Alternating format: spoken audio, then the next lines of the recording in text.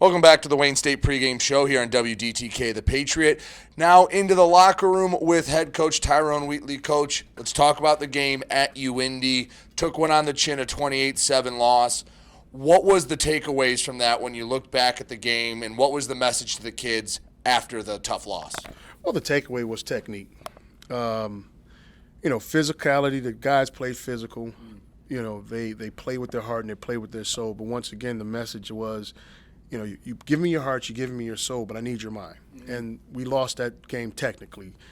They came out, they played with their hats under our chin the entire game, both offensively and defensively up front. We didn't really do a great job, in technical issues and in blocking. We had a drop pass, right? So all those things, when we talk about mental, that's all the game was. We lost that game mentally. So for me, the messaging was just getting back on track. We kind of talked about a little bit their competitive stamina. These guys have, it's been a while since they've tried to compete at this level. And when you're not in shape to compete at that level, like anything else, if you're not used to it, you're going to have a dip. And that was our dip, So right now it's just trying to get them back, to get their minds back into it. The bodies are sore, but it's football, right? It's football. Those are the things you're going to go through. So right now it's just trying to get them back and getting them ready, getting their bodies together, getting their minds right. Because guess what? This team coming in here this week is carbon copy, man. I mean, it's another tough team coming in here. Talk about Truman State in a second, but what were a few positives you can take away? I had a coach tell me it's never as good as you think it was. It's never as bad as you think it was. Who are some guys that you saw some positives from in the UND game?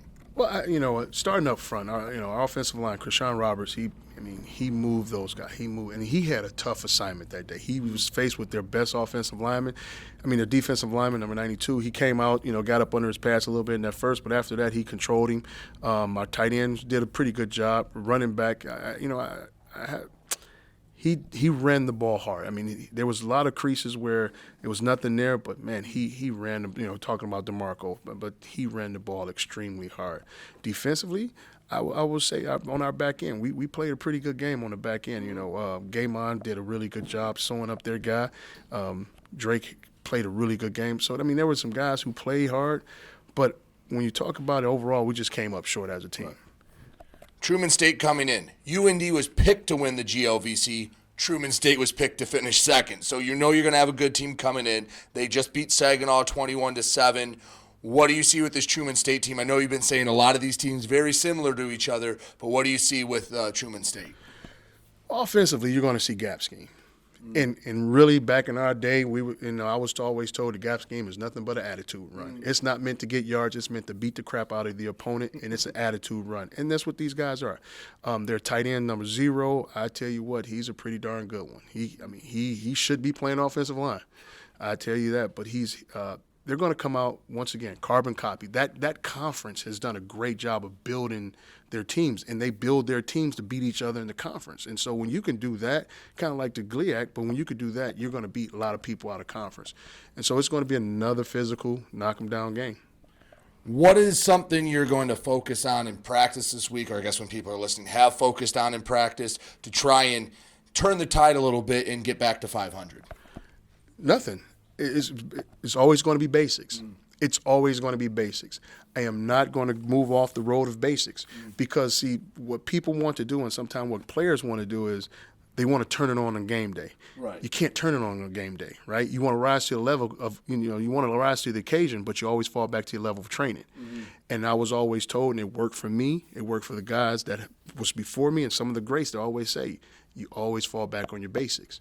And that's where we got beat this weekend, was our basics. And so I will not change that. I will not come off of it. The guys that get bored, I don't care. We're going back to the basics.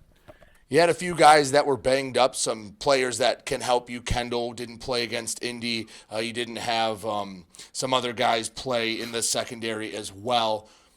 How are the guys feeling? I know you said they're banged up, but are we going to maybe see a little more of some of these guys coming this week? Well, we'll see this week. We'll see where they are. We'll get them out there. We'll get them limited. Tuesday, tomorrow, they'll be limited. Then Wednesday, if they can go, they'll go. But if not, as you know, it's next man up.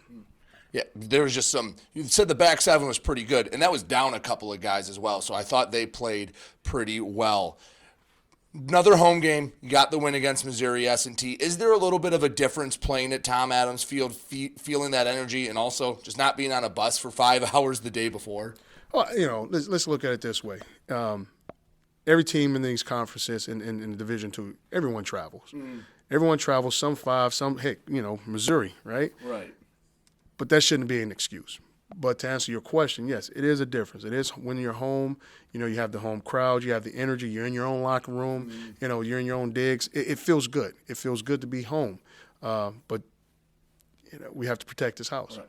I thought the fans showed out pretty well for the S&T game. I'm sure you guys on the sideline noticed it and fed off that energy a little bit, hoping for more of the same against Truman. Oh, yeah, we're hoping against the same. But right now, if they're there or not, we hope they're there, but we still have to play a game. All right, Coach, final word. Anything else before you take on Truman State? No, that's it. All right, Coach, I appreciate it. Thanks for your time. Good luck at home this week. He's head coach Tyrone Wheatley. I'm Brady Beedon. You are listening to WDTK The Patriot.